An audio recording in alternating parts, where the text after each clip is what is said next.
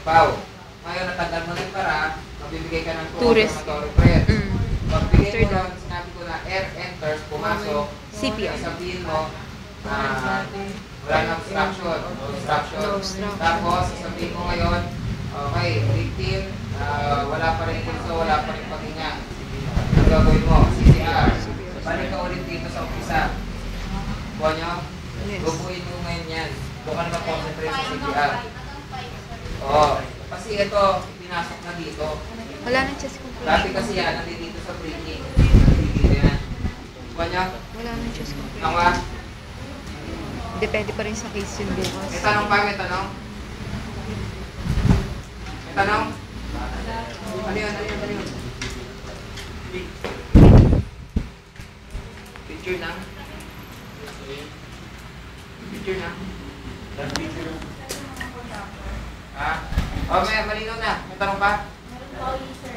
Pagkatapos po ng 30 chest compression, magkano pa po ulit mag-air breathing ba?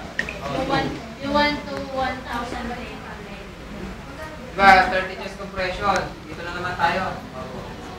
Pagka natapos sa 30 chest compression, natanggal na yung para, magbibigay ka ng dalawang hangin. Confirmatory breaths. Pag totally wala na, pumasok na yung hangin, wala ka nang gagawin. Perform CPR na. Pag sinabi ng instructor na wala pa rin buhay, wala pa rin pagkataw. Kaya nga ganun yung guide nyo eh, yung sasabihin namin na victim's condition eh. Diba? Sila magsasabi ko ng Pag tumahimik kami, ibig sabihin, tama. kailangan alam na alam mo na gagawin mo. Diba? So, malas yung pag kami tahimik lang bukas. Hello. Hindi nga eh. Kasi ang ano namin bukas, grading lang talaga.